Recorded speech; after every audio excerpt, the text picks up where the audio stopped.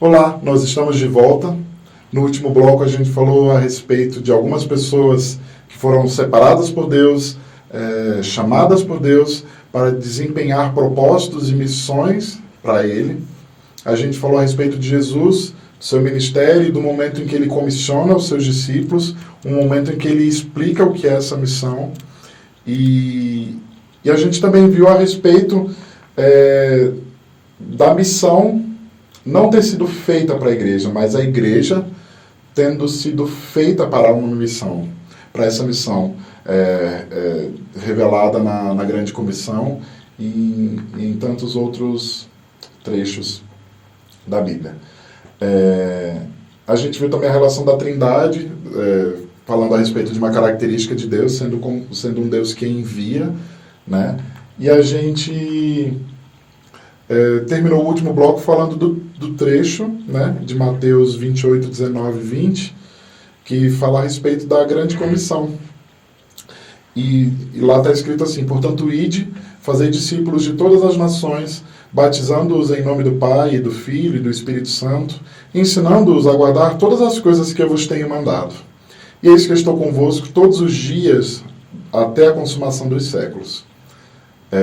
Existe um outro texto que retrata o momento em que Jesus, um pouco antes de subir aos céus, um pouco antes dele ascender aos céus, ele vira para os discípulos e fala: mas vocês receberão poder quando o Espírito descer sobre vocês, e vocês serão as minhas testemunhas em Jerusalém, e em toda a Judeia e Samaria e até os confins da terra. Existe uma concepção antiga de que as pessoas deveriam desenvolver essa missão de evangelizar ser algo destinado só para algumas pessoas muito santas e muito separadas e muito chamadas por Deus especificamente. E eram pessoas que deveriam largar tudo, abandonar tudo para ir cumprir essa missão. A gente, inclusive, vê muito, isso ainda é muito latente nos nossos dias. As pessoas têm a impressão de que a missão é algo para algumas pessoas específicas, não para todas, e só algumas pessoas devem ser missionários. Existe uma frase de Spurgeon que fala que o cristão, ou ele é missionário, ou ele é um impostor. Né? Ou ele é um evangelista, ou ele é um impostor, alguma coisa assim. E isso é muito interessante, porque a gente viu agora há pouco que a igreja foi criada para essa missão. Nós somos a igreja de Cristo.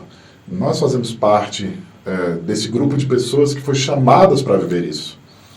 E, de certa forma, essa concepção de separação, né, da pessoa separada para fazer isso, é uma concepção autêntica. Existem pessoas que realmente só vão encontrar descanso para suas almas quando elas estiverem vivendo integralmente, gastando seus dias e seus esforços para fazer isso de maneira integral. Então, abandonam suas carreiras, abandonam tudo e saem correndo na direção desse propósito. Mas é certo que também existem outros aspectos, existem outras formas, existem as pessoas que não foram chamadas para ver isso integralmente, as pessoas que entenderam a grande comissão, se entenderam enquanto discípulas de Jesus e estão desenvolvendo essa missão, né? Estão indo e fazendo discípulos onde é que elas vão, e elas estão encaminhando pessoas para o batismo, estão ensinando pessoas acerca da verdade, acerca dos mandamentos, ensinando essas pessoas a guardarem os mandamentos. E essas pessoas que entenderam isso têm vivido isso de maneira que elas desenvolvem isso nas suas profissões. Então, professores, advogados, profissionais da saúde, cada um desenvolvendo a grande comissão onde foi colocado, onde foi posto. É certo que existe uma controvérsia assim, no âmbito exegético, em que uma voz ecoou em algum momento dizendo que, na verdade, o id não é id, a palavra é indo, porque é indo e fazendo discípulos. Então, onde você vai, você tem que fazer discípulos. Eu não quero entrar nesse âmbito exegético, não quero esbarrar nesse assunto, porque isso envolve tantos processos linguísticos, né, sintaxe, morfologia, contexto, significado das palavras, as funções das palavras, o contexto, mas uma coisa é clara, assim, que é a palavra ide, né, e esse ide, fazei, acho que o mais importante não é a palavra ide ou indo, o mais importante desse trecho é fazer discípulos, né? Quando você vai na direção de alguém para fazer essa pessoa ser discípula sua, discípula de Cristo, você precisa ir. Então o ir, ele está anterior ao objetivo. O objetivo é fazer discípulos, né? E eu tenho a impressão que isso é uma tarefa um pouco mais profunda. Apesar da ideia do indo, dar essa conotação de movimento, de leveza, de onde você vai fazendo, eu tenho a impressão de que nesse grande comissionamento, nessa missão, envolve uma intencionalidade e uma entrega mais profunda, onde você não só fala, né? Não só fala do amor de Deus, não só fala do plano de salvação, mas você se importa na formatação desse discípulo, você se importa com a formatação desse discípulo, você se importa em como ele tem aprendido como ele tem compreendido o Evangelho, como ele tem compreendido a vida cristã, como é que ele tem desempenhado a sua vida cristã. Então, quando eu leio lá esse recorte, onde tem 3 palavras específicas, a gente tem ir, a gente tem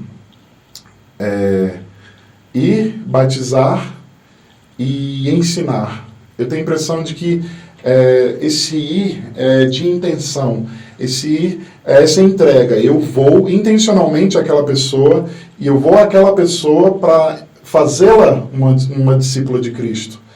E com relação ao batismo, fazê-la compreender o que significa se entregar a Jesus, o que significa essa morte para o mundo, para as coisas do mundo e passar a viver para Deus e, consequentemente, ensinar essa pessoa a gerir a sua vida espiritual, a gerir a sua vida cristã e a guardar os mandamentos de Deus, a compreender os aspectos da vida cristã.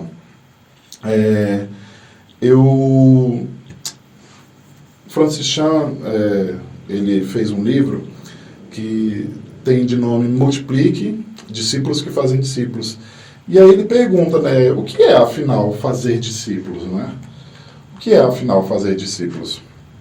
E ele observa que parece que fazer discípulos, nesse mundo que a gente tem vivido, nessa dinâmica desse tempo presente que temos vivido, onde as igrejas estão tão envolvidas em eventos, tão envolvidas em programas, parece que nesse momento que a gente tem vivido, as pessoas elas têm encarado o discipulado como mais uma coisa para fazer na igreja, tipo, mais algo, um conteúdo, um programa, mais um programa a ser desenvolvido.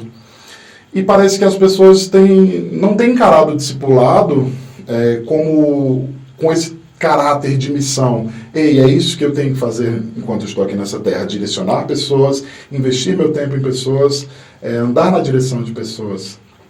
Parece que as pessoas, como bem descrito no livro de Francis Chan, ele fala assim, do quanto costumamos esperar que a liderança de nossas igrejas crie alguma grande campanha de incentivo ao discipulado.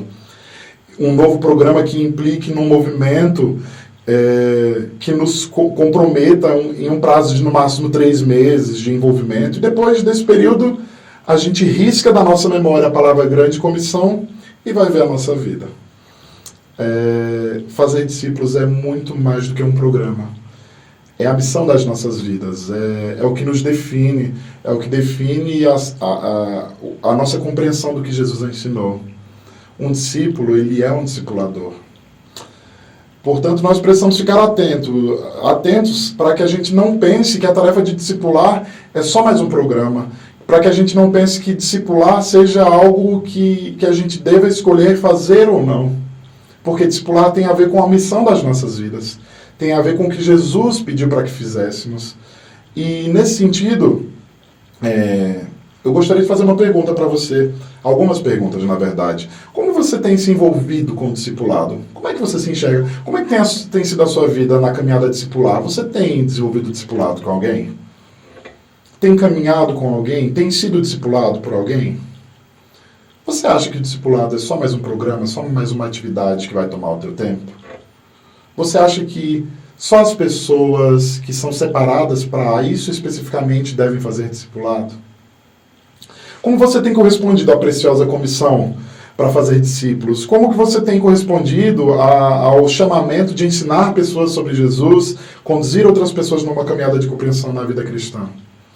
Nós encerramos esse bloco refletindo a respeito da missão, do senso correto da missão. Que Deus nos ajude a compreender que nos envolvermos com o discipulado e com o ensino das Escrituras é muito mais do que um programa. É o que define a nossa vida, é o que dá sentido, propósito à nossa existência. Nós nos encontramos daqui a pouco falando a respeito da nossa vida, nosso senso correto da missão dentro dos nossos pequenos grupos. Até já!